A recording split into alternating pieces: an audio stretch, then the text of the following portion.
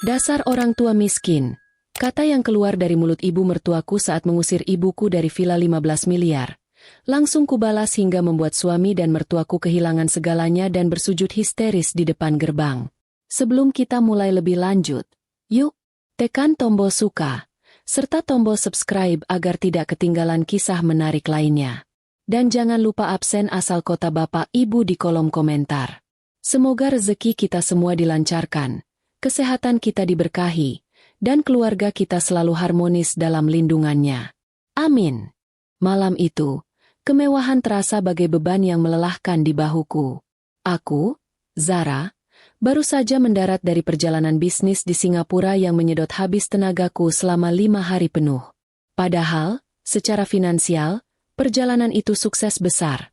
Sebuah proyek baru telah kutandatangani, dan pundi-pundiku kian membengkak, seolah tak lagi mengenal batas. Kelelahan ini adalah harga yang harus kubayar untuk semua kekayaan yang kuraih. Aku hanya ingin segera tiba, menanggalkan sepatu hak tinggiku, dan berendam air hangat. Tetapi ada satu hal yang lebih kuat daripada keinginan untuk beristirahat, kerinduan pada Ibu Rina. Ibu yang kususun sisa hidupnya dengan kenyamanan mutlak. Kendaraan sedan hitamku melaju perlahan melewati gerbang otomatis kawasan villa paling eksklusif di pinggiran kota metropolitan ini. Kawasan ini sunyi dan mahal. Setiap sentimeter tanahnya adalah simbol dari kerja keras dan perhitungan tanpa celah. Saat memasuki jalan menuju rumah, aku merasakan sedikit kebanggaan. Rumah itu, villa modern minimalis seluas 1000 meter persegi yang kubeli tunai seharga 15 miliar beberapa tahun lalu, adalah sebuah istana kecil yang kubangun khusus untuknya. Bukan untukku, apalagi untuk Arga atau Bumira.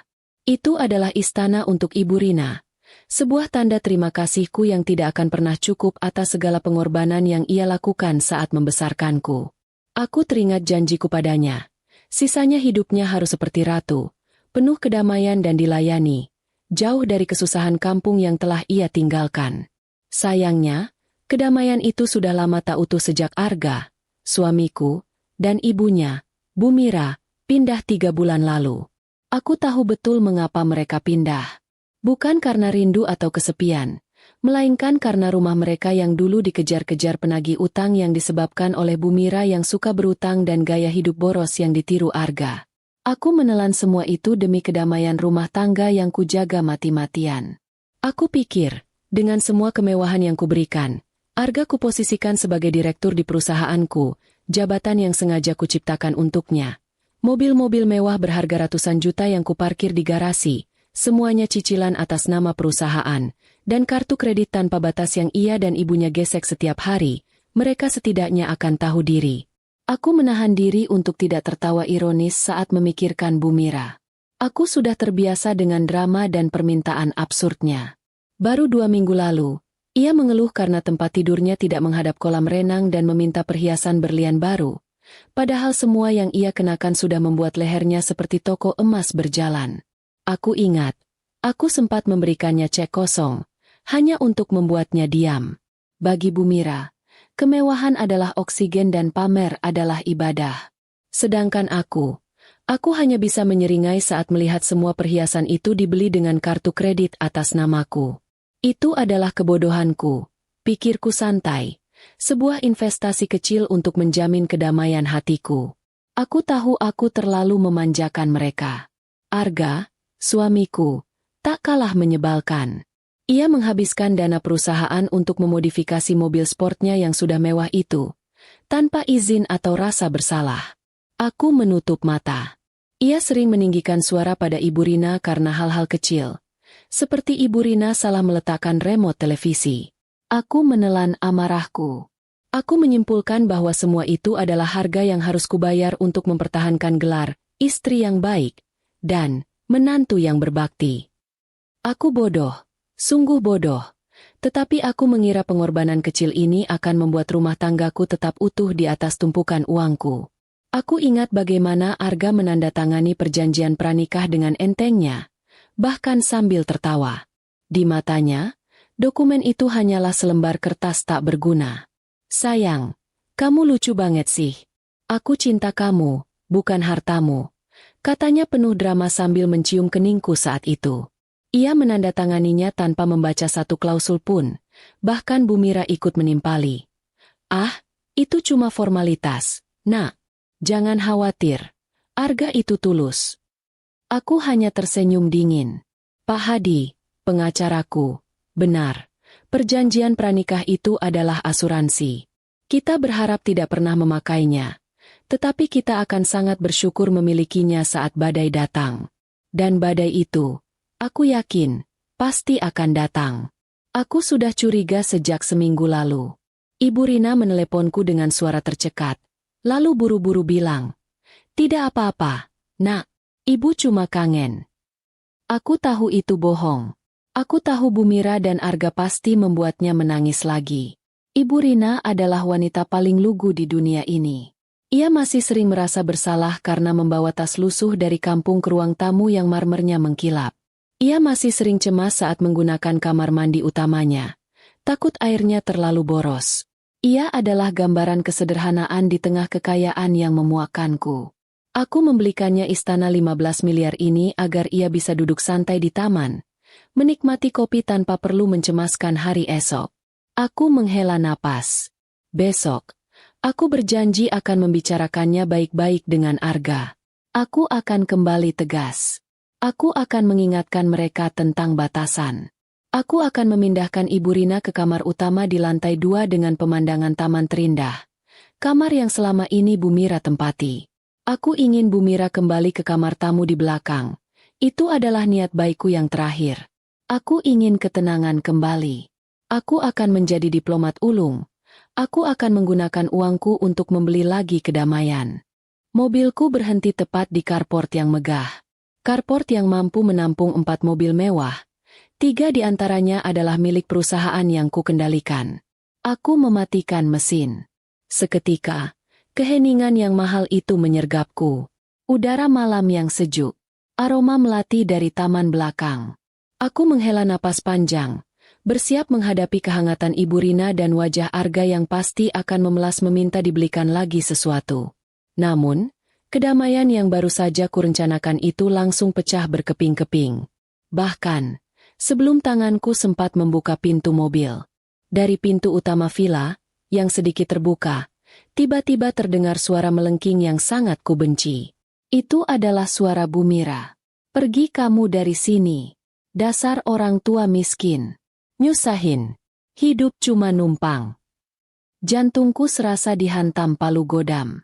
Kata-kata itu, kalimat-kalimat yang begitu menjijikan, menampar dinding villa 15 miliar itu, merusak keheningan malam. Aku tertegun sejenak. Aku yakin aku salah dengar. Bu Mira tidak mungkin sebodoh itu. Dia tahu siapa yang memberinya makan. Kemudian, suara tangisan lirih terdengar. Tangisan yang ditahan, tersedu-sedu, seperti menahan rasa sakit dan malu yang tak tertahankan. Itu suara Ibu Rina. Dalam hitungan detik, darahku mendidih. Semua kelelahan yang kurasakan lenyap, digantikan oleh amarah murni yang membakar. Aku tidak lagi peduli pada sepatu hak tinggi, pada koper kerja yang masih di jok belakang, atau pada jas mahalku yang kusut. Aku keluar dari mobil, melangkah cepat dan keras di atas lantai batu alam. Aku berlari menuju pintu utama, pikiranku hanya terfokus pada satu hal. Wajah ibu yang kuhargai lebih dari 15 miliar villa ini. Wajah ibu yang mereka sebut sampah miskin. Aku tidak perlu melihat lebih jauh. Di ambang pintu, pemandangan itu menyambutku, menghancurkan sisa-sisa kedamaian yang kubangun. Di lantai marmer Italia yang dingin dan mengkilap, Ibu Rina terduduk tak berdaya. Di sampingnya, tas pakaiannya yang lusuh dan sederhana berserakan. Sebuah foto kecilku waktu masih sekolah teronggok di dekat kakinya. Di depan Ibu Rina, Bu Mira berdiri berkacak pinggang. Perhiasan emasnya bergelantungan di leher dan pergelangan tangan, berkilauan di bawah cahaya lampu kristal. Wajahnya penuh kemenangan. Mulutnya siap memuntahkan racun lagi. Dan Arga, suamiku, pria yang seharusnya menjadi pelindung bagi ibu mertuanya dan istrinya yang sedang tidak ada. Ia hanya berdiri santai, bersandar di pilar ruang tamu, seolah sedang menonton drama murahan. Wajahnya kesal, tetapi bukan karena ibunya sedang mengamuk, melainkan karena keributan itu mengganggu ketenangan malam. Aku berhenti. Bibirku hanya bisa mengeluarkan satu kata. Kata yang dingin, pelan, tetapi penuh tekanan dan bahaya. Cukup. Suara tangisan Ibu Rina tercekat. Teriakan Bu Mira tertelan di tenggorokannya. Arga yang santai langsung berdiri tegak. Wajahnya pucat pasi seperti melihat hantu. Mereka berdua menoleh kaku ke sumber suara. Ke arahku. Zara sudah kembali. Dan permainan mereka sudah berakhir. Aku berdiri di ambang pintu, menjadi saksi bisu atas penghinaan yang membuatku bergidik ngeri. Aku menyaksikan dengan mata kepalaku sendiri bagaimana Bu Mira menendang tas lusuh Ibu Rina. Tas itu, yang berisi beberapa helai kain katun yang dijahit ibu sendiri, terlempar, isinya berhamburan. Bu Mira membentak lagi, suaranya menggema. Sudah kubilang, jangan bawa barang-barang kampungmu itu ke ruang tamu. Ini rumah mewah. Tahu, bukan gubuk deritamu di desa. Aku hanya bisa melihat Ibu Rina menggeleng lemah. Air matanya membasahi pipi. Ia mencoba menjelaskan. Mira, aku cuma mau ambil minum di dapur. Aku tidak sengaja bawa tas ini. Bu Mira memotongnya dengan sinis. Halah, alasan. Kamu itu memang benalu. Harusnya Zara sadar. Membiarkan orang tua sepertimu tinggal di sini itu cuma bikin sial dan malu-maluin. Tiba-tiba, Arga angkat bicara. Aku berharap ia membela. Aku berharap ia memiliki sedikit saja rasa malu. Tetapi suara yang keluar dari mulutnya datar, dingin, dan menusukku lebih dalam daripada teriakan Bu Mira. Ibu, sudahlah Bu. Nanti biar satpam saja yang usir. Jangan bikin ribut. Malu didengar tetangga. Kata-kata itu adalah pukulan telak yang membuatku hampir limbung. Suamiku, Arga, yang selama ini hidup dari keringatku, yang menggunakan kartu kreditku untuk membiayai hobi mahalnya, yang menduduki jabatan direktur boneka di perusahaanku, kini lebih peduli pada omongan tetangga daripada harga diri ibuku sendiri. Itu adalah pengkhianatan yang tidak bisa kutoleransi lagi. Aku teringat lagi pada wajah Bu Mira. Bu Mira, yang baru 3 bulan pindah ke sini, langsung meminta kamar tidur utamaku dengan alasan kamar tamu terlalu kecil dan tidak memiliki pemandangan taman yang bagus. Aku memberikannya. Aku pindah ke kamar yang lebih kecil. Aku menelan. Aku diam. Aku pikir, itu adalah harga mati yang harus kubayar. Aku juga ingat bagaimana Arga sering menggunakan fasilitas perusahaan untuk memodifikasi mobil sportnya tanpa izin. Aku tahu, tetapi aku diam.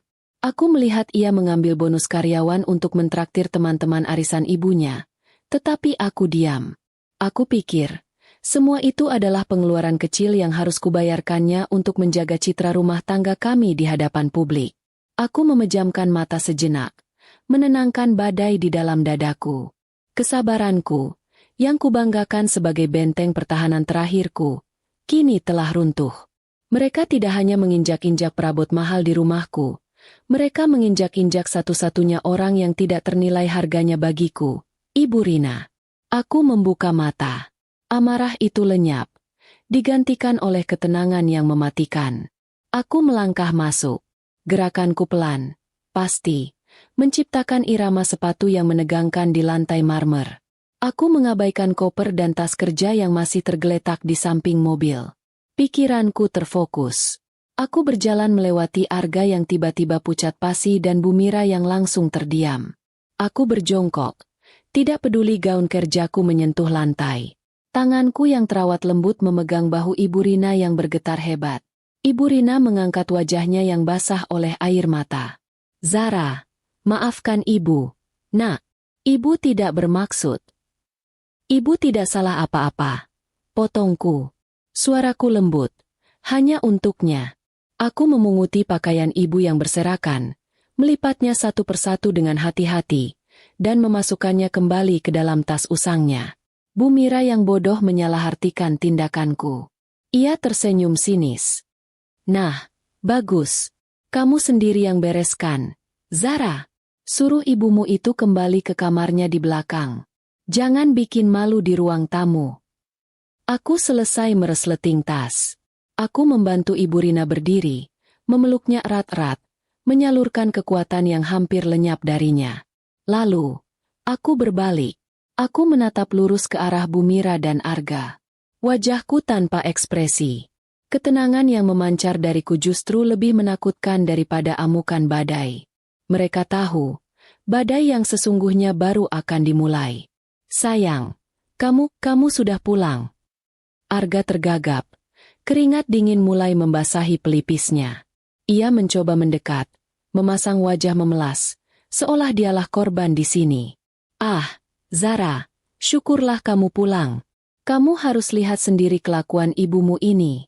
Bikin ulah terus dari tadi. Ibu kan cuma nasihati baik-baik biar dia tahu diri sedikit tinggal di rumah semewah ini.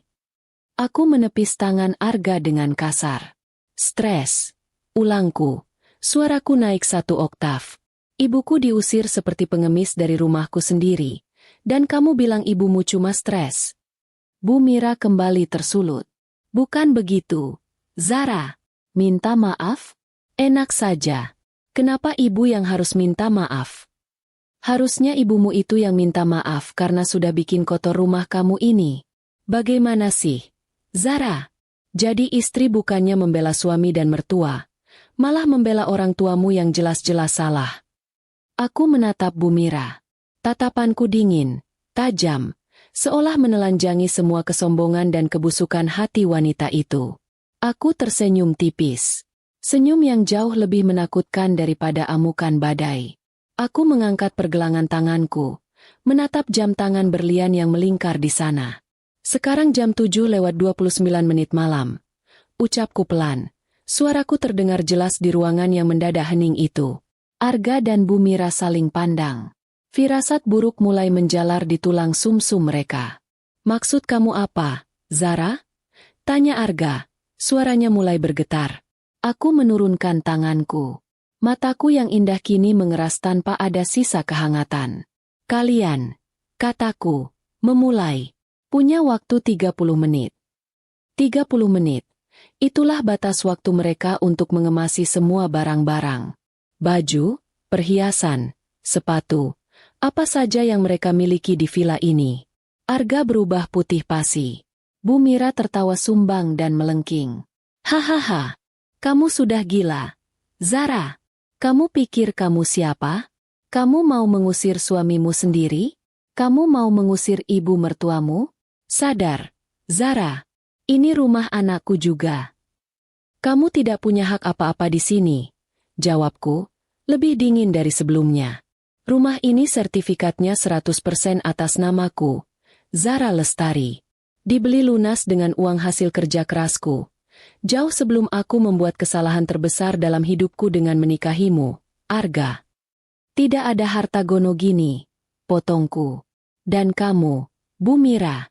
Anda hanya tamu yang kuizinkan tinggal karena rasa hormatku pada suamiku. Tapi hari ini, rasa hormat itu sudah habis ludes terbakar bersamaan dengan kesombongan kalian yang mengusir ibuku. Aku melirik jam tanganku lagi. Waktu kalian berjalan. Tinggal 28 menit lagi. Aku berjalan santai menuju sofa tunggal termahal di ruangan itu. Sofa bludru berwarna zamrud yang biasanya diduduki Bumira seperti singgasana ratu. Aku duduk di sana, menyilangkan kakiku dengan anggun. Aku terlihat seperti seorang ratu yang siap memberikan titah. Aku mengambil ponselku dari dalam tas tangan, mencari satu nama kontak. Aku tahu, sekaranglah saatnya mengaktifkan asuransiku. Aku menekan tombol panggil dan mengaktifkan pengeras suara. Halo, Pak Hadi. Selamat malam. Suara berat dan profesional pengacaraku terdengar.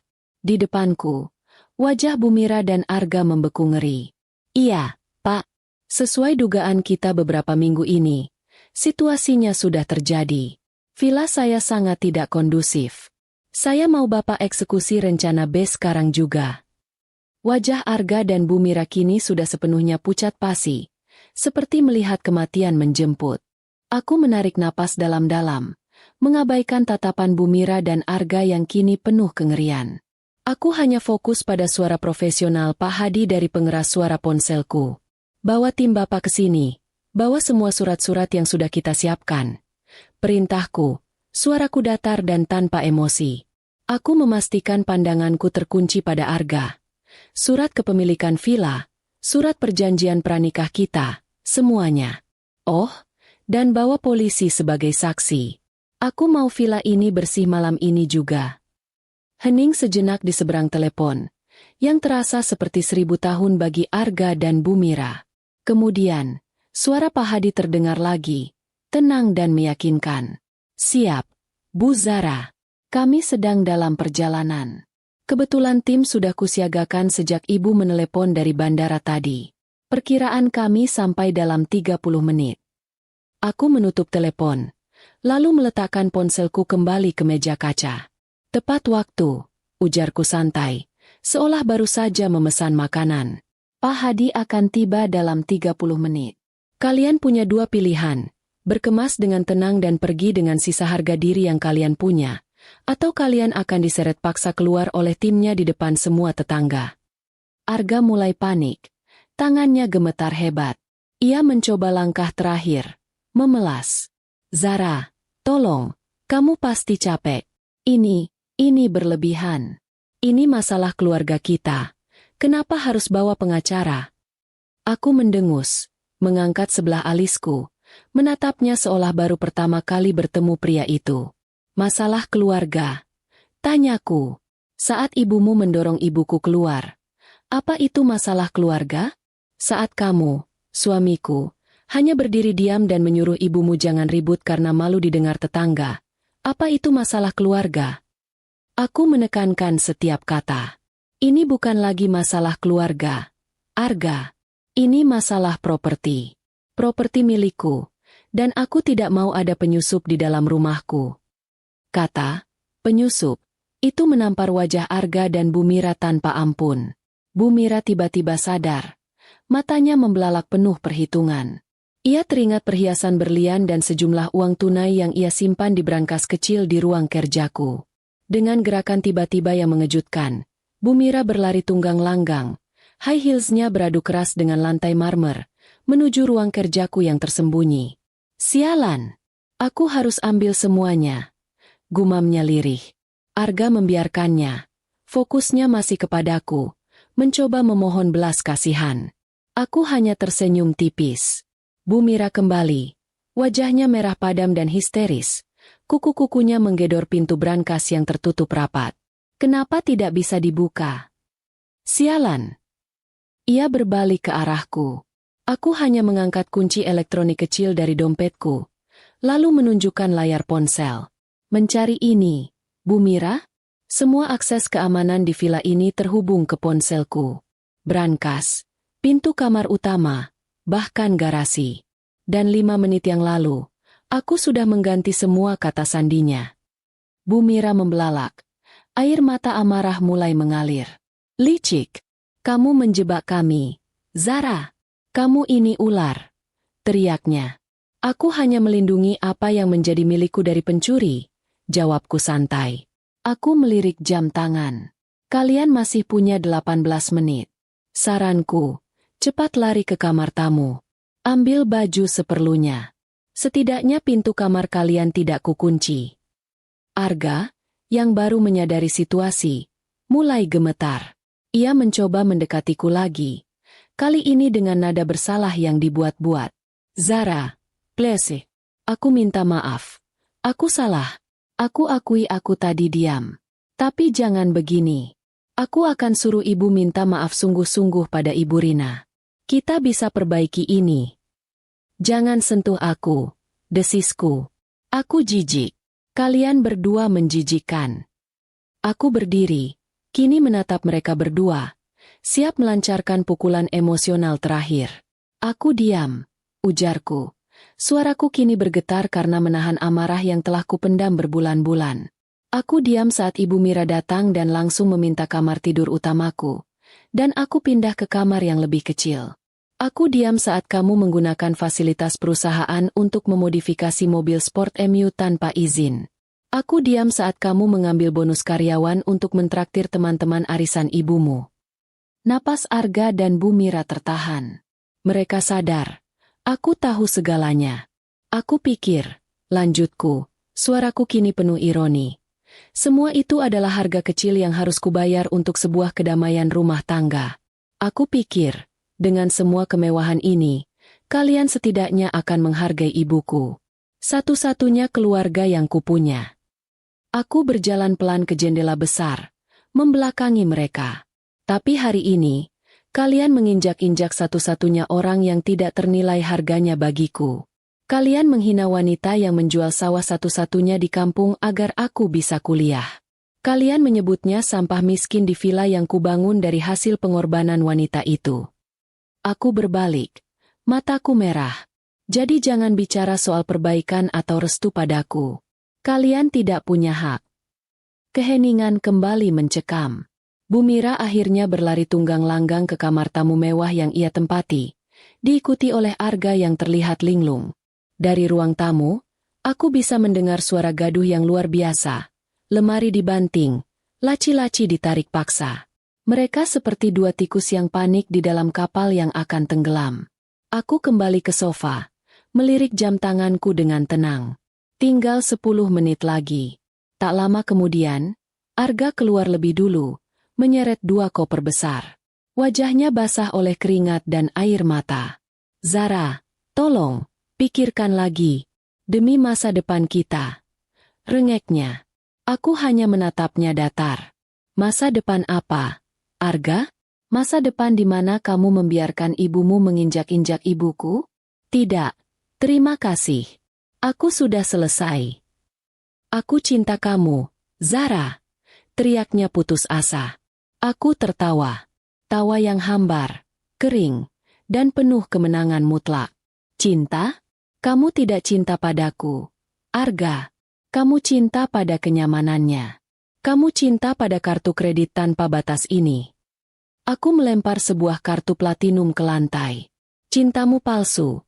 Sama palsunya seperti janjimu di depan penghulu. Bu Mira menyusul keluar, menyeret koper yang jauh lebih besar dan buncit. Pasti penuh dengan barang bermerek dan perhiasan yang bisa ia selamatkan dari lemari pakaian.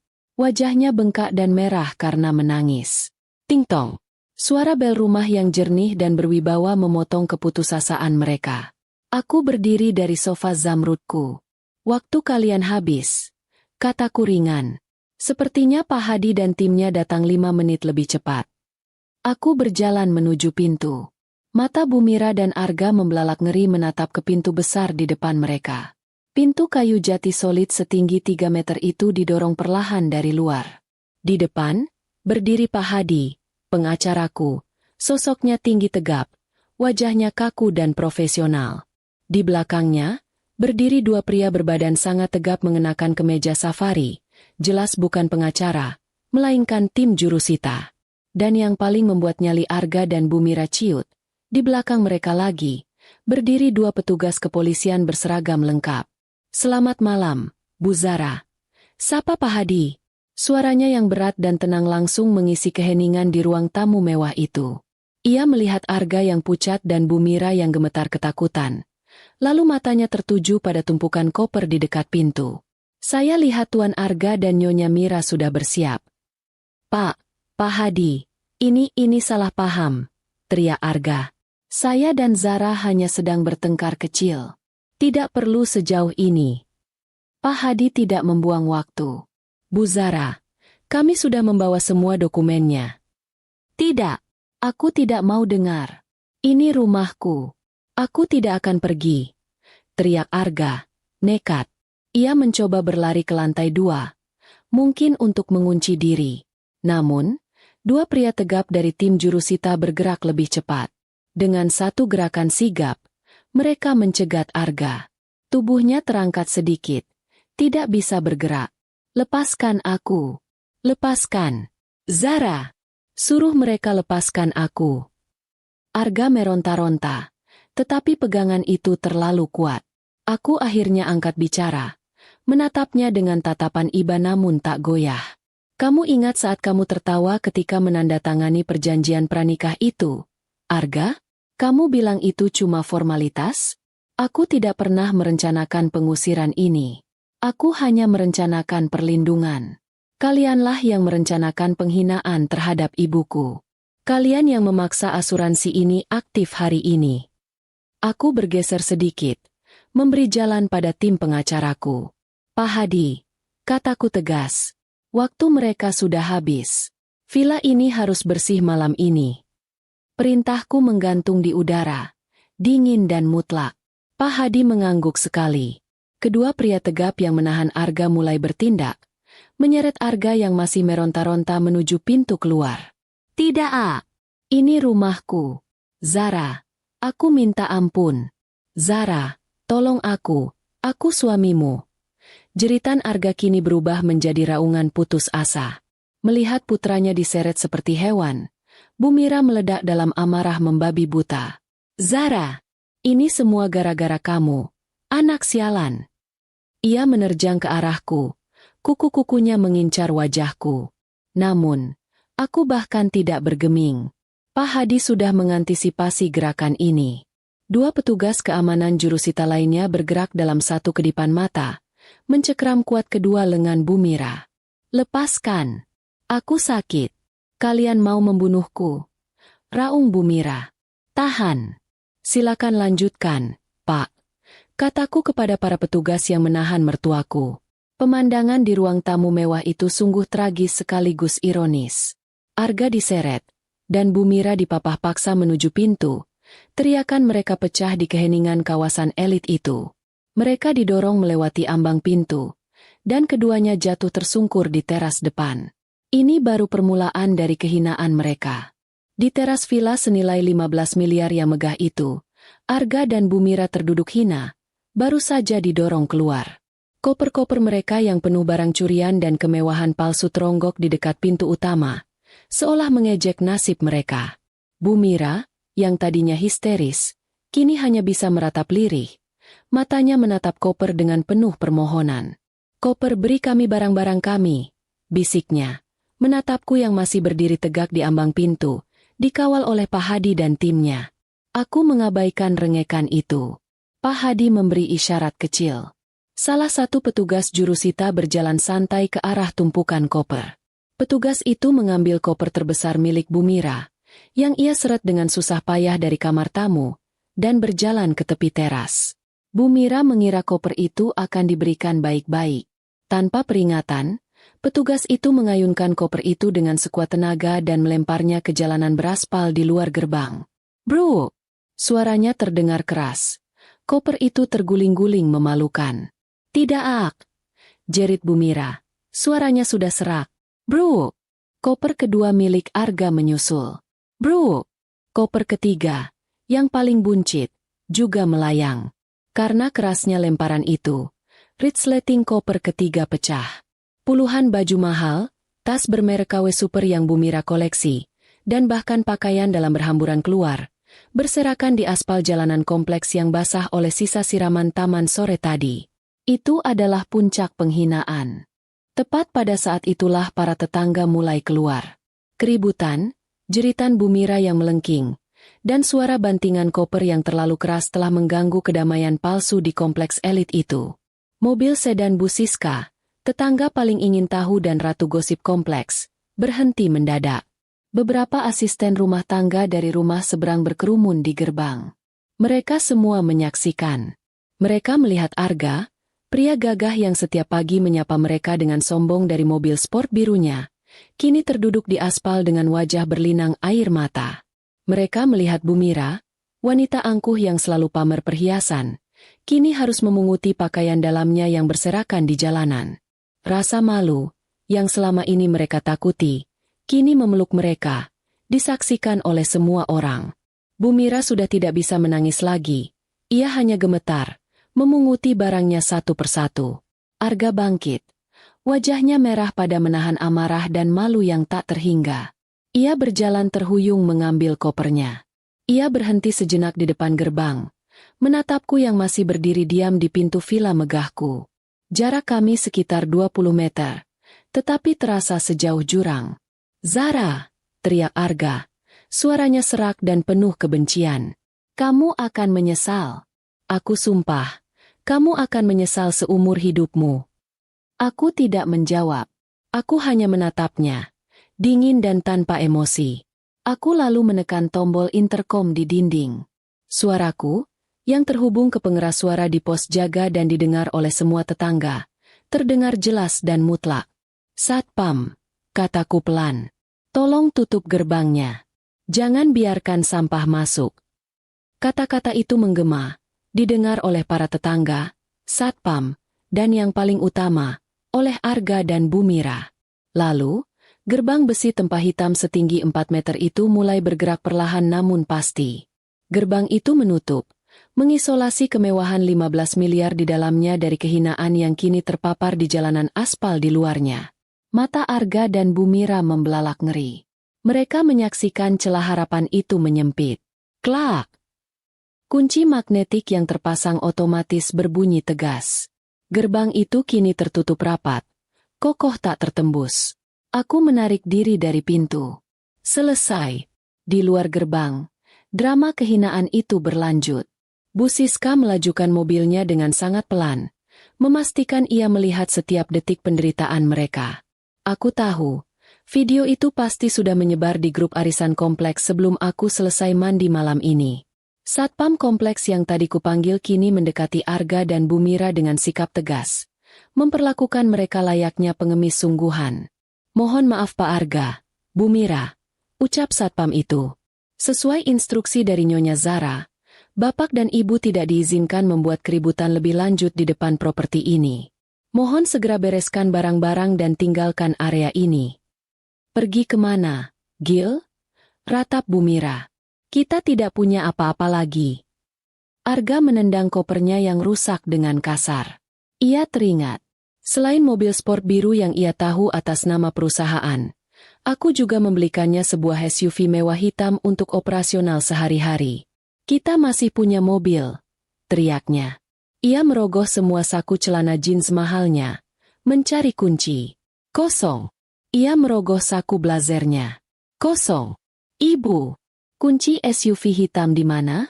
Yang biasa Ibu pakai ke pasar?" tanyanya panik. Wajah Bu Mira berubah pucat. Kunci mobil.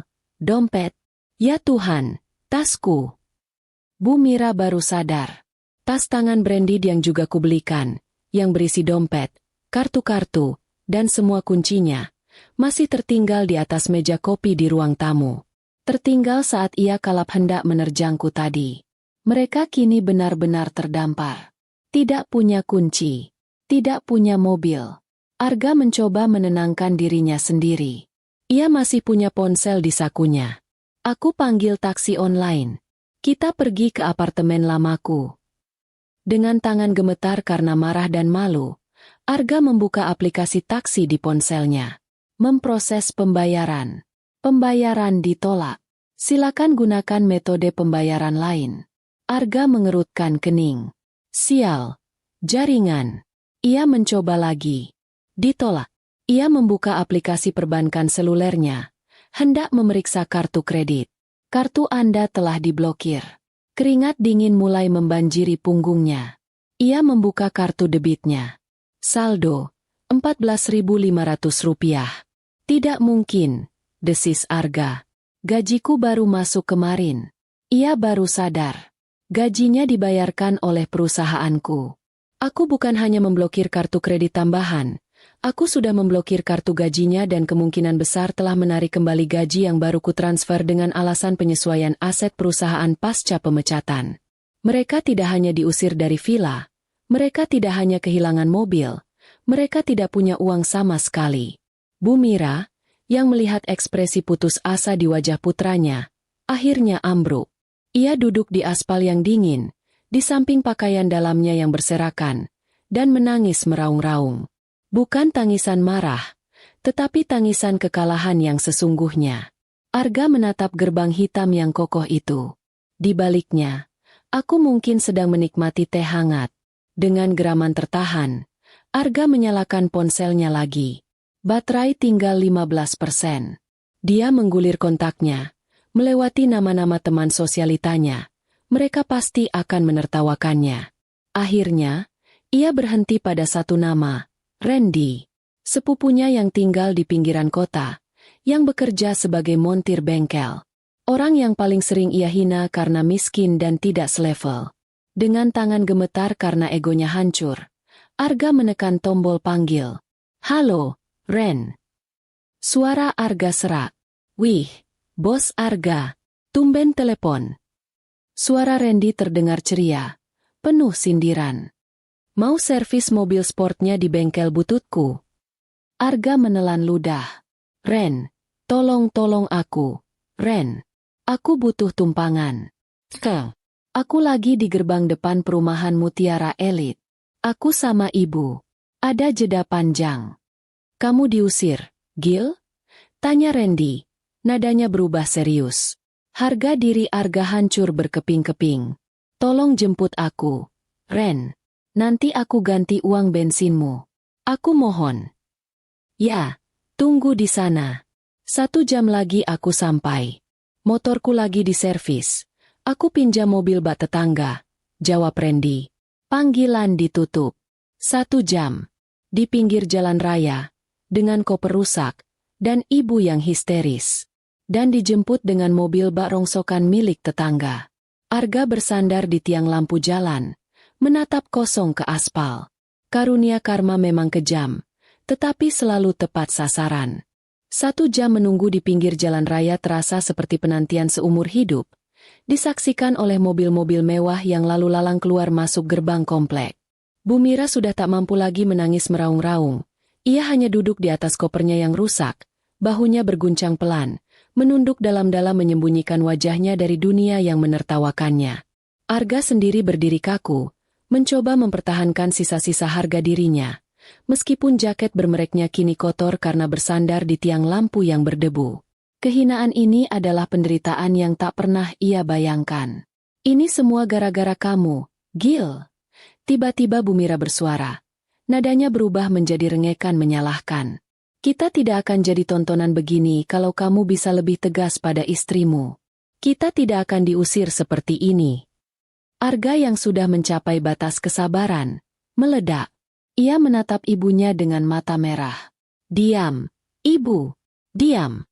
Ini semua gara-gara mulut Ibu. Kalau Ibu tidak mengusir Ibu Rina, kalau mulut Ibu tidak seperti sampah menghina dia, kita tidak akan begini," bentak Arga tajam. Bu Mira terlonjak kaget. Anak laki-laki kesayangannya, yang selalu ia bela, kini menyalahkannya di pinggir jalan raya yang kotor. Sekutu tunggalnya kini telah berbalik melawannya.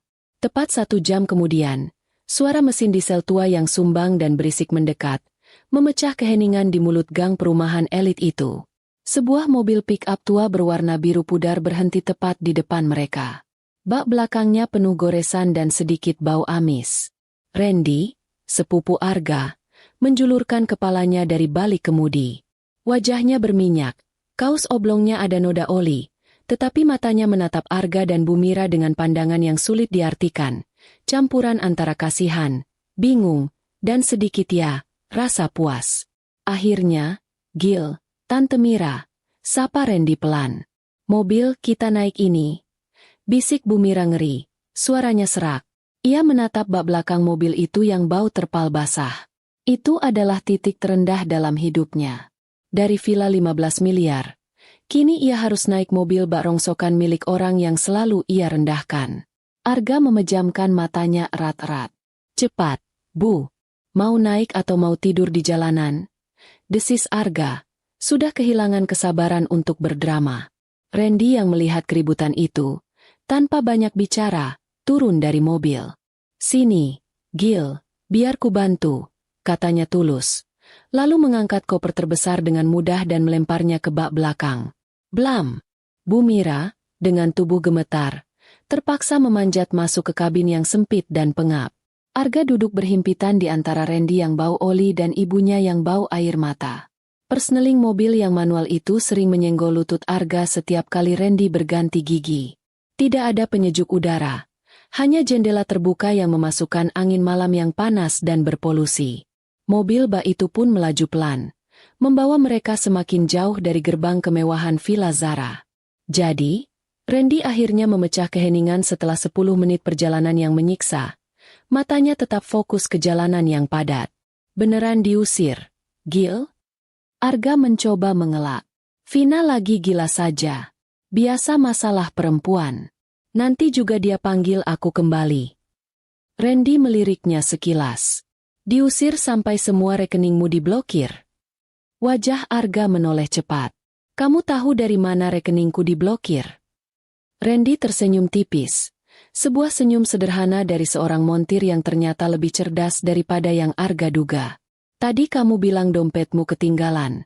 Tapi kamu masih pegang ponsel. Kalau dompetmu ketinggalan, kamu pasti masih bisa pesan taksi online pakai kartu yang tersimpan di aplikasi. Tapi kamu malah telepon aku, minta jemput pakai mobil butut ini. Artinya, kamu tidak punya uang sepeser pun, bukan? Analisis sederhana Randy menampar Arga lebih keras daripada tamparan fisik. Randy, yang ia anggap bodoh dan miskin, bisa membacanya semudah itu. Arga memilih diam. Itu adalah sebuah pengakuan yang tak terhindarkan. Jadi, mau kuantar kemana? Apartemen lamamu yang di kebun jeruk? Tanya Randy. Harapan sedikit menyala di dada Arga. Benar, apartemen lamanya. Apartemen sederhana yang ia miliki sebelum menikah dengan Zara. Setidaknya mereka bisa tidur di sana malam ini. Ya Ren, ke sana. Tolong antar kami ke sana. Perjalanan 45 menit rasa seperti berjam-jam. Mereka akhirnya tiba di gedung apartemen kelas menengah yang sudah agak kusam. Arga buru-buru turun, diikuti Bu Mira. Ren, tunggu sebentar. Aku ambil kunci cadangan di resepsionis. Teriak Arga. Arga berlari ke lobi, mencoba memasang wajah percaya diri yang tersisa. Malam, Pak. Sapa Arga pada satpam yang juga bertugas sebagai resepsionis. Saya Arga, pemilik unit 1208. Saya mau ambil kunci cadangan. Kunci saya tertinggal.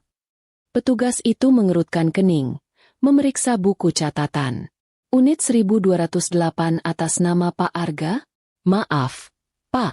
Unit 1208 sudah dijual 6 bulan yang lalu. Pemilik barunya orang lain. Sudah serah terima kunci. Dunia Arga runtuh lagi. Dijual. Desisnya. Tidak mungkin. Itu apartemenku. Dijual oleh pemiliknya sendiri. Pak. Atas nama sebentar. Petugas itu memeriksa komputernya. Atas nama Ibu Zara Lestari. Beliau yang mengurus penjualannya. Arga terhuyung mundur. Zara telah menjual apartemen ini 6 bulan lalu. Apartemen ini, yang Arga pikir adalah jaring pengaman terakhirnya, ternyata sudah lama lenyap. Ia sempat memberikan surat kuasa pada Zara untuk membantu mengurus cicilan terakhirnya, dan Zara diam-diam menjualnya. Zara tidak hanya mengusirnya. Zara telah memotong semua jaring pengamannya satu persatu, jauh sebelum hari ini. Rencana B, yang Zara sebutkan pada Pak Hadi ternyata jauh lebih dalam dan rinci dari yang ia bayangkan. Ia kembali ke mobil bak dengan langkah gontai. Wajahnya lebih pucat dari sebelumnya. Randy yang melihat Arga kembali tanpa kunci sudah bisa menebaknya. Bu Mira terduduk di trotoar lobi apartemen. Harapan terakhirnya pupus. Lalu kita mau kemana, Gil? Kita mau tidur di mana malam ini? Ratap Bu Mira. Randy menghela napas panjang. Ia menatap sepupunya yang sombong itu lalu menatap tantenya yang kini terlihat 10 tahun lebih tua. Ya sudah, kata Randy, pasrah. Kalian tidak punya tempat lain lagi, kan? Arga dan Bu Mira hanya diam. Ikut aku, kata Randy, menyalakan mesin mobilnya lagi. Ke rumahku. Tapi ya gitu, seadanya. Jangan kaget kalau sempit dan panas. Kalian tidur di ruang tamu. Pria yang paling mereka hina kini menjadi satu-satunya penyelamat mereka. Mobil bak itu berdecit putar balik, meninggalkan lobi apartemen, dan melaju menuju ganggang sempit di pinggiran Jakarta, menuju gubuk yang selalu mereka ejek. Perjalanan menuju rumah Randy adalah fase baru dari penghinaan yang tidak pernah Arga dan Bu Mira bayangkan. Mobil pick-up tua itu berderit dan berdecit, membawa mereka semakin jauh dari jalanan lebar dan mulus, masuk ke dalam labirin jalan-jalan yang semakin sempit, berlubang, dan padat.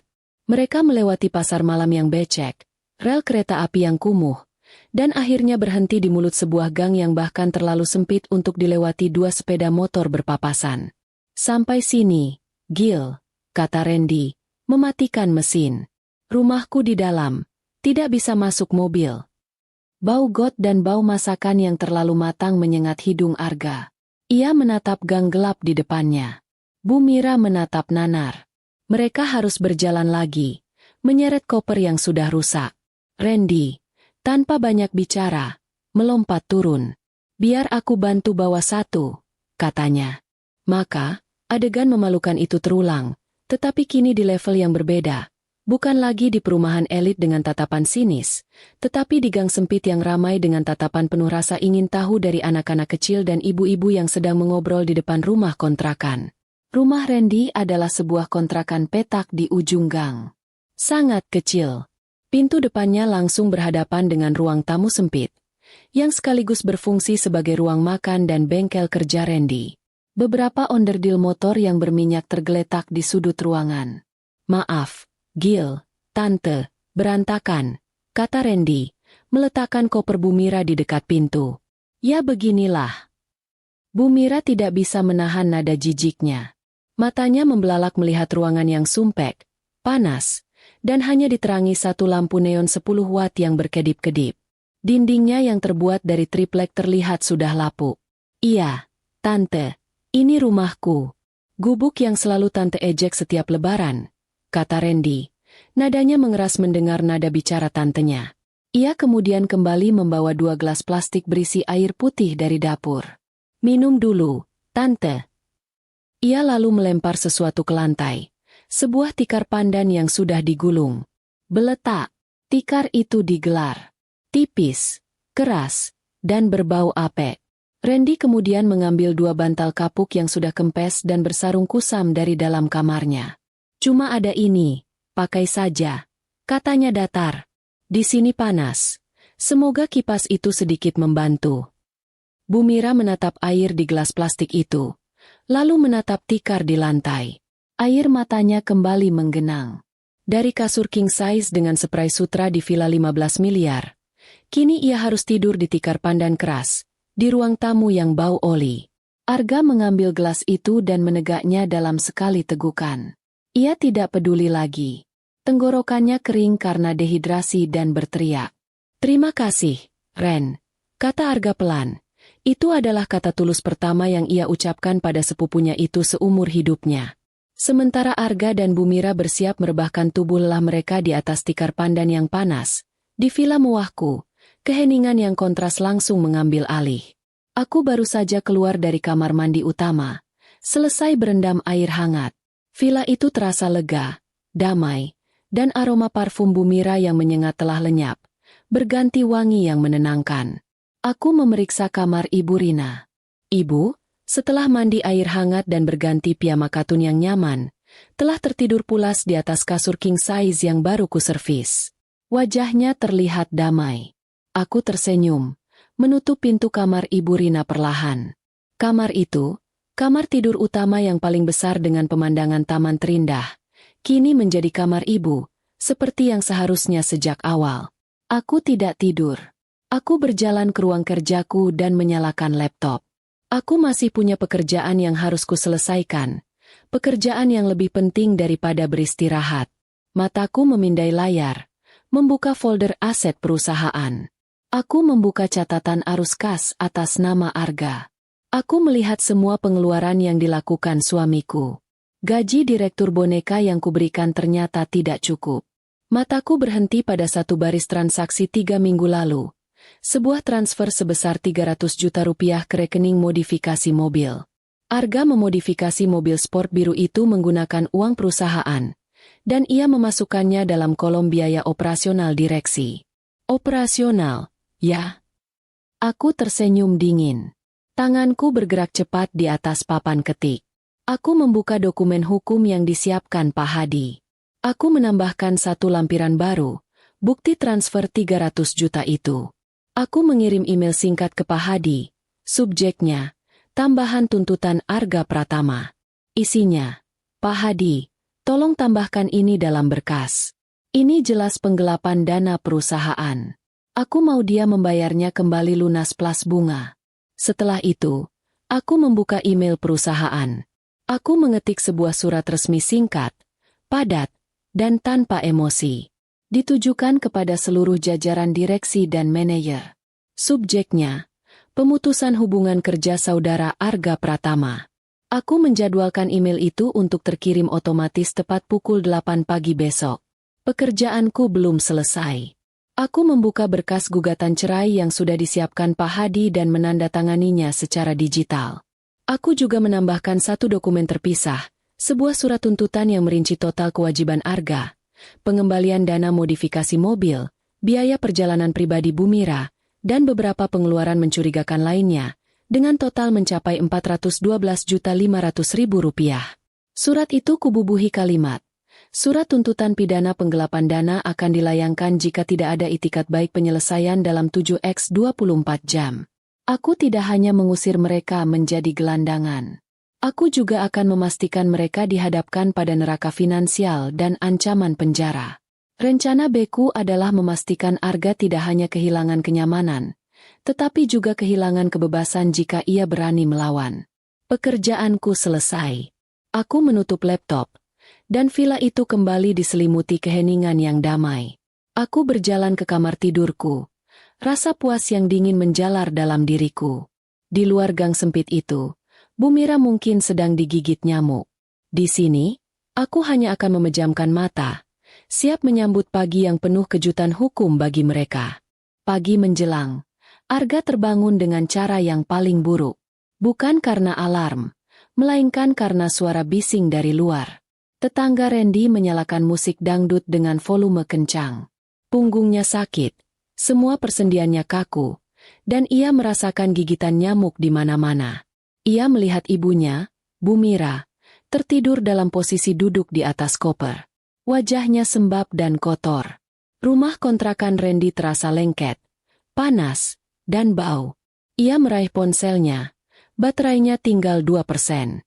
Dengan kesal, ia mencabut colokan kipas angin tua yang berisik, lalu menancapkan charger miliknya di sana.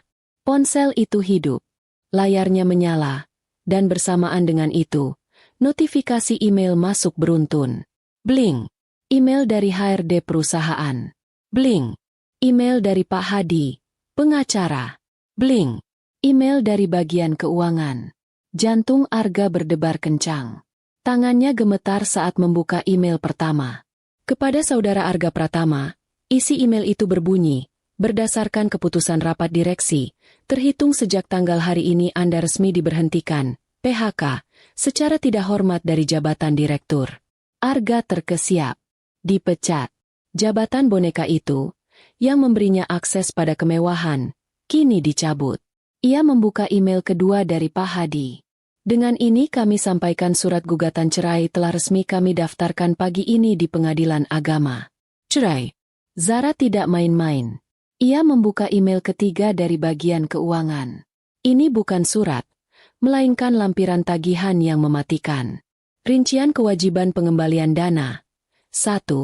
Modifikasi mobil sport non-standar tanpa persetujuan Rp300 juta. 2. Biaya perjalanan pribadi Nyonya Mira. Rp85 juta.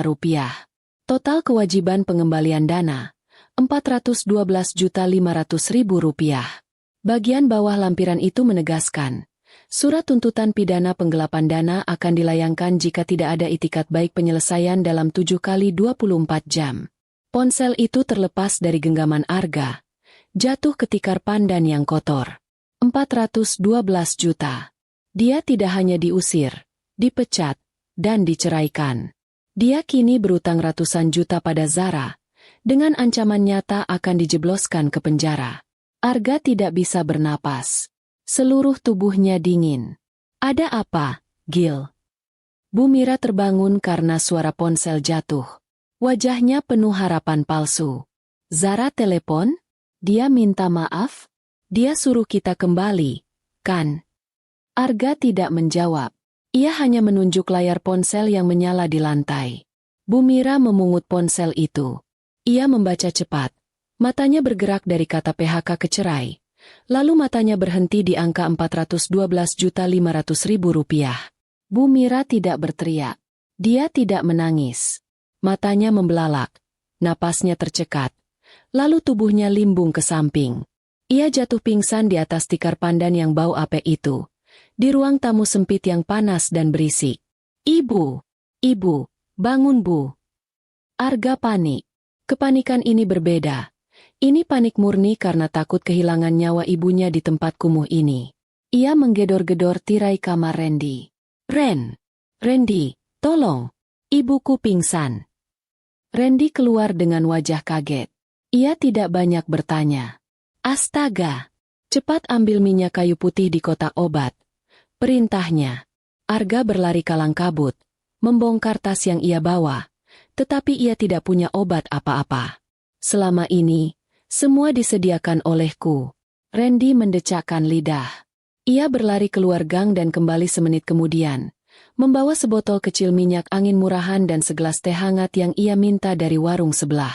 Setelah beberapa saat yang menegangkan, Bu Mira terbatuk. Matanya terbuka perlahan, menatap langit-langit triplek yang kotor. Lalu, ingatan itu kembali menghantamnya. Cerai, penjara, utang ratusan juta. Bisik Bu Mira, suaranya serak. Gil, kita akan dipenjara. Zara akan memenjarakan kamu, nak. Bu Mira tidak lagi marah atau histeris. Ia menangis.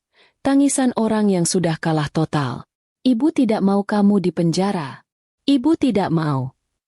Aku tidak akan dipenjara, kata Arga. Mencoba terdengar tegar padahal lututnya gemetar. Bagaimana? Isak Bu Mira. Uang 400 juta lebih. Kita mau cari di mana? Kita jual apa? Kita sudah tidak punya apa-apa lagi. Ini semua gara-gara ibu.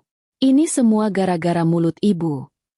Pengakuan yang sudah terlambat itu akhirnya keluar. Arga terdiam. Ia menatap ibunya yang kini terlihat begitu tua dan rapuh. Lalu ia menatap Randy yang berdiri di pojok ruangan dengan tatapan iba. Rasa malu yang luar biasa membakar Arga. Ren, panggil Arga pelan. Boleh aku pinjam uang? Bukan banyak, cuma buat ongkos buat ojek. Suara Arga nyaris tak terdengar. Randy merogoh sakunya. Ia menarik 2 lembar uang 50 ribuan dari dompet kulit imitasi usangnya. Cuma ada ini, Gil. 100 ribu. Pakai saja. Enggak usah diganti. Arga menatap uang itu. 100 ribu. Dulu, uang segitu ia habiskan hanya untuk sekali minum kopi. Kini, uang itu adalah satu-satunya harapan mereka. Dengan tangan gemetar, Arga menerimanya. Terima kasih, Ren. Aku janji, aku akan ganti. Arga lalu menarik ibunya untuk berdiri. Kita kembali ke Villa Zara, kata Arga, tegas dan tanpa emosi. Untuk apa? Kita sudah diusir. Gerbangnya ditutup. Kita akan memohon, kata Arga. Suaranya datar. Kita akan sujud. Kita akan minta ampun.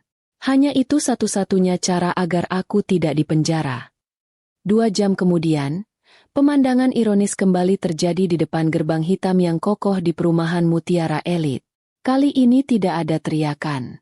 Tidak ada makian. Hanya ada 2 sosok yang terlihat kuyu dan hancur. Mereka datang dengan ojek online yang dibayar tunai dengan uang pinjaman dari Randy. Mereka tidak membawa koper. Mereka datang dengan tangan hampa. Mereka datang untuk menjemput nasib terakhir mereka.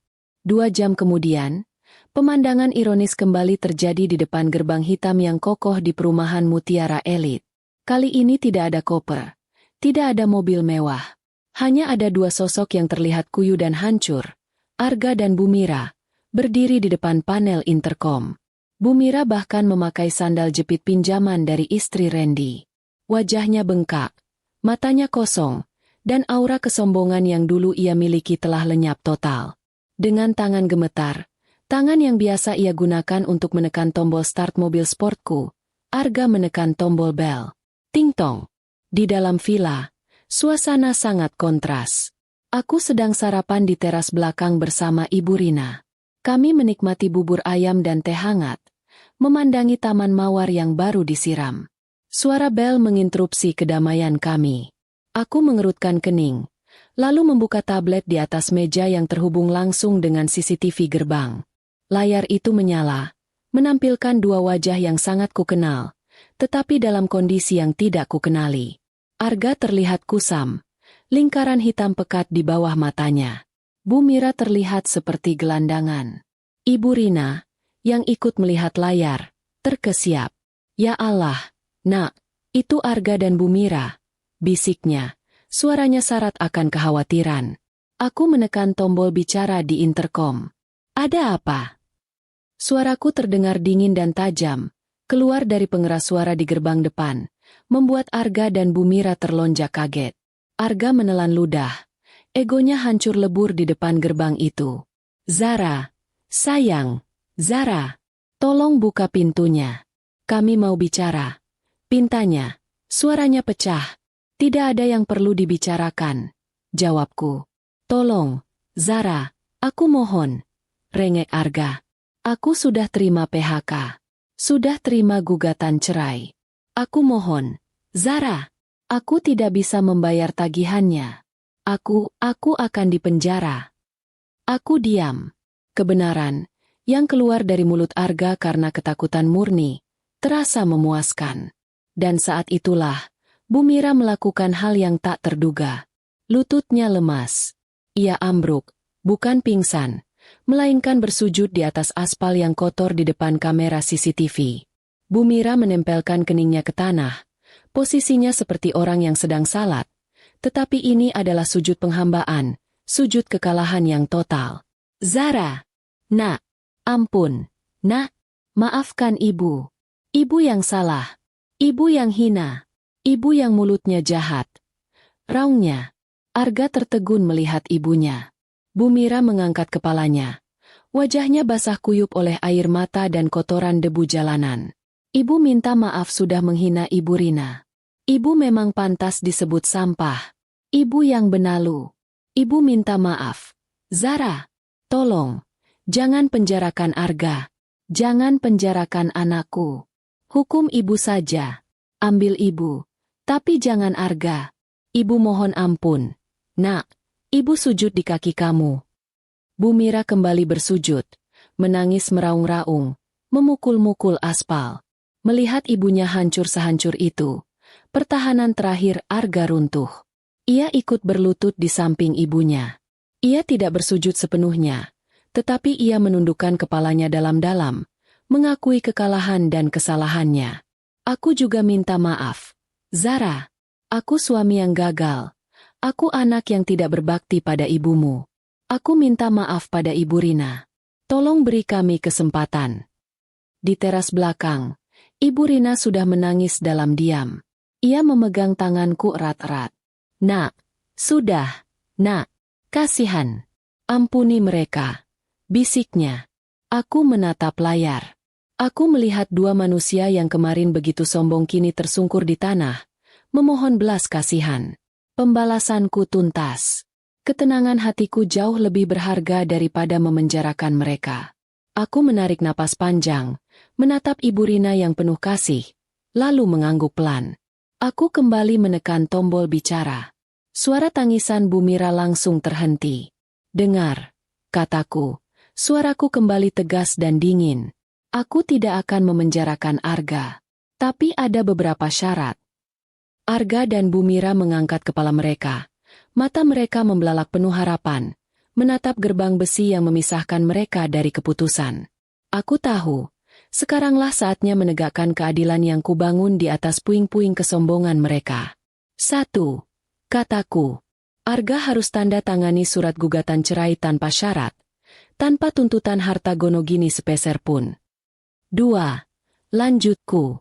Utang penggelapan Rp412.500.000 itu, aku potong. Aku hanya akan menagih Rp200 juta.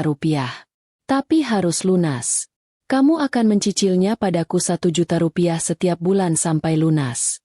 Jika 1 bulan saja kamu mangkir, surat tuntutan pidana itu langsung kuproses.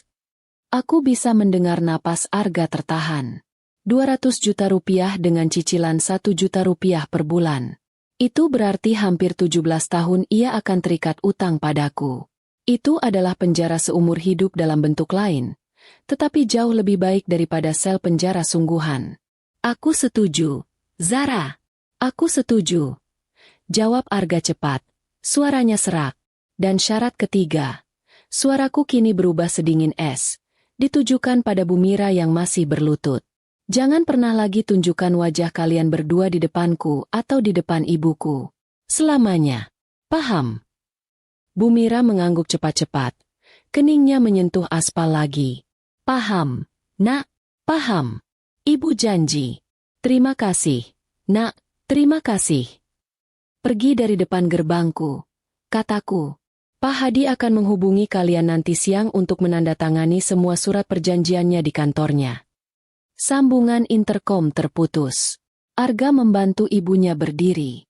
Mereka seperti dua orang yang baru saja selamat dari hukuman mati. Tanpa berkata-kata lagi, mereka berbalik. Mereka berjalan gontai, meninggalkan gerbang hitam itu selamanya. Di teras belakang, aku bersandar di kursiku, puas. Selesai, kataku pelan, menatap Ibu Rina yang tersenyum lega. Arga dan Bu Mira berjalan gontai, meninggalkan gerbang itu selamanya, seperti dua bayangan yang tersisa dari kemewahan. Mereka tidak berbicara. Energi mereka habis, terkuras oleh air mata dan penghinaan yang baru saja mereka alami di aspal. Bu Mira terpaksa menahan rasa sakit pada kakinya yang lecet karena memakai sandal jepit pinjaman. Sementara Arga hanya fokus mencari pangkalan ojek atau taksi untuk mengantar mereka ke kantor Pak Hadi. Mereka harus segera menandatangani surat-surat itu sebelum tenggat waktu 7x24 jam habis, atau ancaman penjara akan menjadi kenyataan. Di kantor Pak Hadi, tidak ada drama.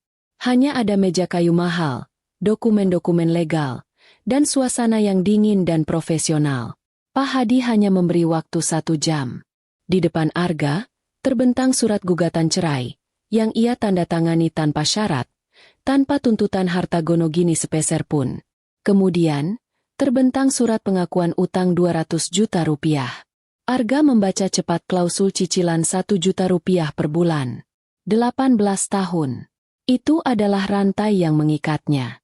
Dengan tangan yang gemetar hebat, ia membubuhkan tanda tangan.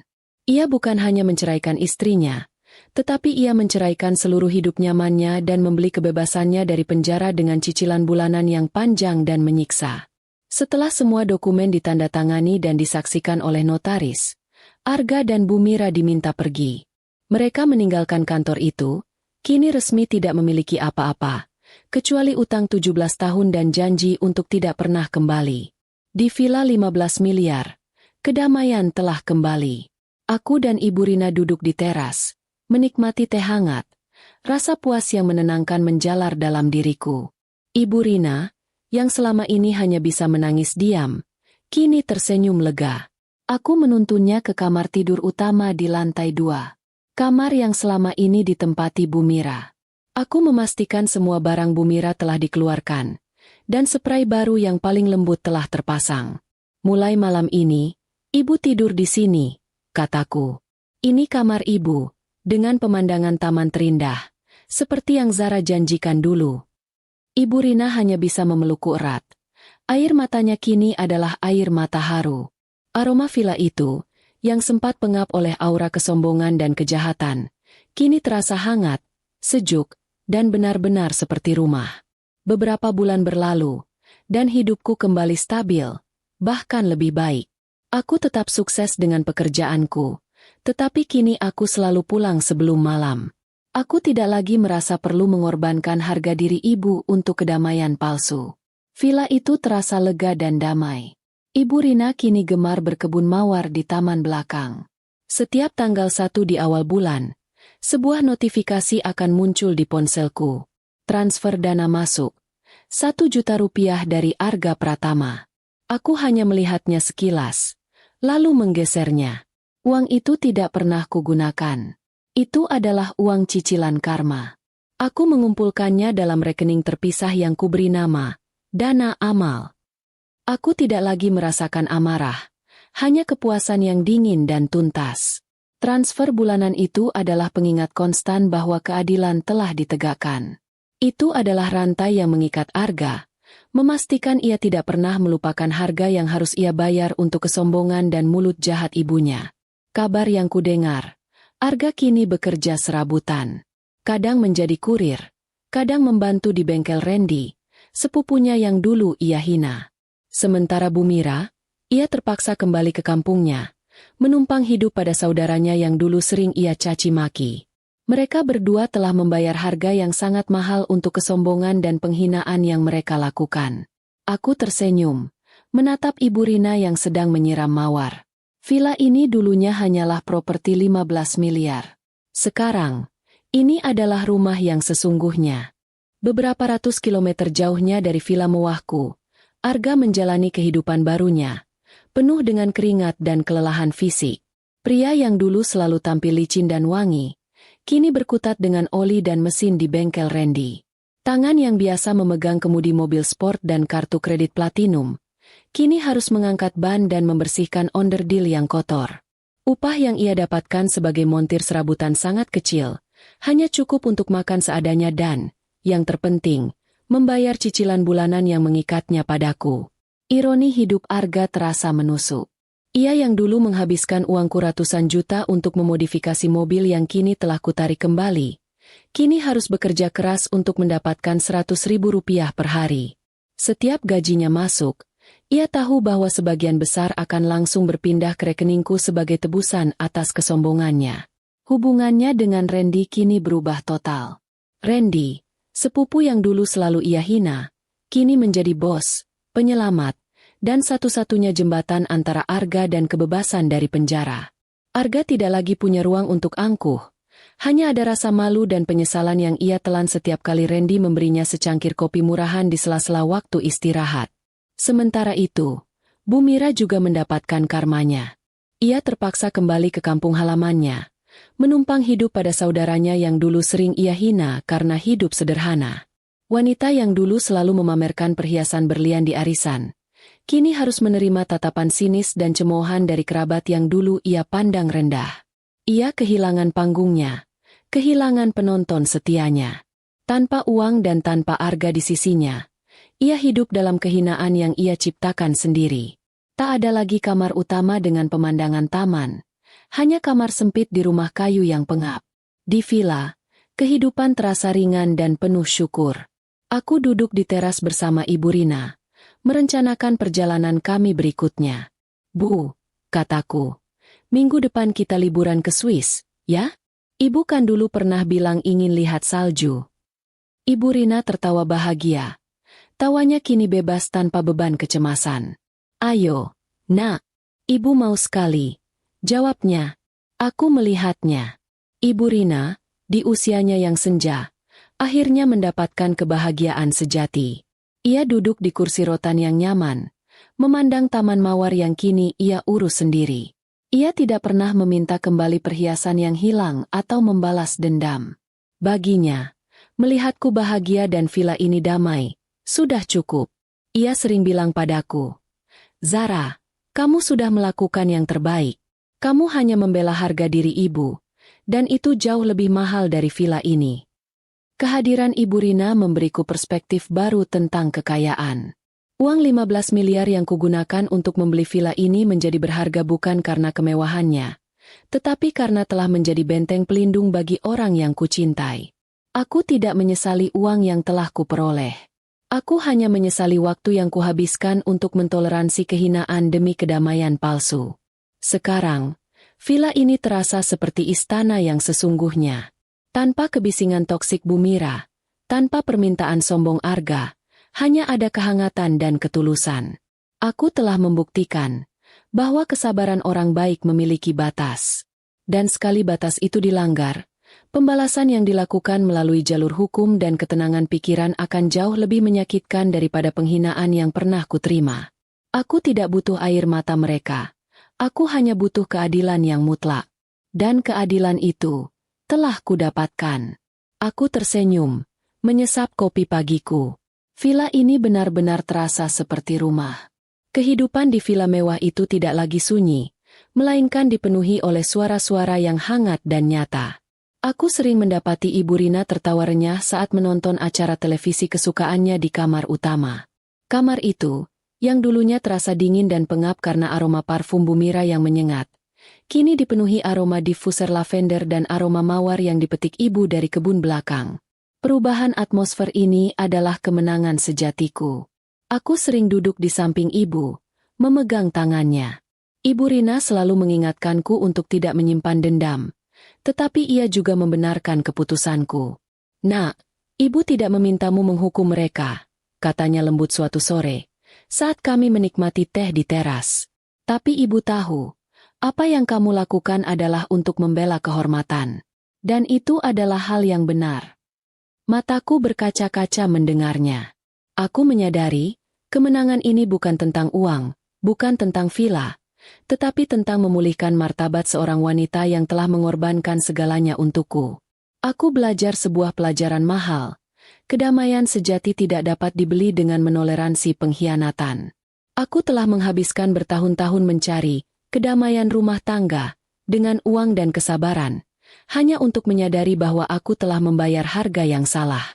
Kedamaian sejati terwujud ketika batas-batas ditegakkan dengan tegas. 3 bulan setelah pengusiran itu, aku menepati janjiku yang lain pada Ibu Rina. Kami terbang ke Swiss. Momen pertama Ibu Rina melihat salju sungguh tak ternilai harganya. Di antara pegunungan Alpen yang megah dan putih, Ibu Rina tertawa seperti anak kecil, memegang tanganku erat-erat. Aku mengambil fotonya. Wajahnya berseri-seri, senyumnya tulus. Jauh berbeda dengan wajahnya yang selalu ditekuk dan menangis saat masih di villa bersamaku. Aku membelikannya pakaian musim dingin termahal, memastikannya makan makanan ternak, dan tidur di hotel terbaik. Pengalaman ini adalah puncak dari janji masa tua yang nyaman yang kuberikan. Itu adalah pelunasan utang emosionalku sebagai seorang anak. Saat kami berada di sana, di tengah pegunungan bersalju, ponselku berdering. Notifikasi masuk, transfer dana masuk, 1 juta rupiah dari Arga Pratama. Aku melihatnya sekilas. Jendela chat Pak Hadi juga terbuka, mengonfirmasi pembayaran bulanan Arga tepat waktu. Aku tersenyum tipis. Tidak ada amarah, hanya kepuasan. Transfer itu, yang datang tepat saat aku dan Ibu Rina menikmati pemandangan 10 miliar kali lebih indah dari villa itu, adalah rantai yang mengikatnya. Itu adalah pengingat bahwa sementara kami menikmati kebebasan dan keindahan yang nyata, Arga sedang membayar harga untuk secangkir kopi mahal dan kesombongan palsu. Aku menghapus notifikasi itu. Uang itu kuakumulasi di rekening dana sosial, yang akan kugunakan untuk membantu yayasan pendidikan di kampung. Uang itu tidak lagi berarti bagiku, selain sebagai simbol keadilan yang ditegakkan. Aku sering memikirkan nasib Arga dan Bumira. Arga kini bekerja sebagai montir sewaan di bengkel kecil. Setiap hari, ia harus bangun pagi-pagi, tubuhnya sakit dan pegal, untuk mendapatkan uang yang akan ia bayarkan padaku. Rasa malu dan kelelahan fisik telah menggantikan keangkuhannya. Ia tidak hanya terikat secara finansial, ia terikat secara psikologis. Selama 17 tahun ke depan, Arga tidak akan pernah bisa melarikan diri dari kesalahannya. Ia tidak bisa berlibur mewah, tidak bisa membeli barang mahal, bahkan tidak bisa bermimpi membuka usaha sendiri tanpa persetujuanku, karena setiap kelebihan uangnya harus ia gunakan untuk melunasi utang. Itu adalah hukuman yang lebih kejam daripada penjara, karena itu adalah penjara yang ia ciptakan sendiri, dibayar dengan keringatnya sendiri. Bagiku, kisah ini telah berakhir dengan adil. Aku telah belajar bahwa kekayaan terbesar bukanlah villa 15 miliar, tetapi adalah integritas dan kehormatan keluarga. Kehormatan Ibu Rina, yang mereka sebut sampah miskin, kini terbukti jauh lebih mahal dari seluruh harta yang kumiliki. Di akhir perjalanan kami, saat kami duduk di tepi jendela hotel mewah, Ibu Rina berkata, "Zara, sekarang kamu sudah tahu, orang tidak akan menghargai kebaikanmu. Nak, mereka akan menghargai batasmu." Aku mengangguk. Batas itu telah kutarik dengan tegas, dengan surat-surat hukum yang dingin dan profesional, dengan tim eksekusi yang cepat, dan dengan penghinaan yang mutlak di depan tetangga. Aku tidak menggunakan kekerasan. Aku menggunakan logikaku. Aku tidak menggunakan caci maki. Aku menggunakan uangku, yang selama ini mereka manfaatkan, sebagai senjata pamungkas. Kini, kembali ke villa. Aku menutup pintu utama yang megah itu, dan menguncinya 2 kali. Aku tahu, aku tidak perlu lagi takut pada keributan, pada teriakan, atau pada pengkhianatan. Aku sudah membersihkan villaku dari sampah. Villa ini, yang dulu merupakan rumah mahal yang terasa dingin, kini menjadi rumah sejati, di mana cinta dan penghormatanlah yang menjadi fondasinya. Aku, Zara, telah menang. Bukan karena aku lebih kaya, tetapi karena aku tahu, pada akhirnya, siapa yang patut kubela dan siapa yang patut kukorbankan. Dan di atas segalanya, muliakanlah ibumu. Karena menyakitinya sama dengan mengundang kehancuran yang terencana dan tak terhindarkan untuk dirimu sendiri. Aku adalah pengingat hidup akan kebenaran itu.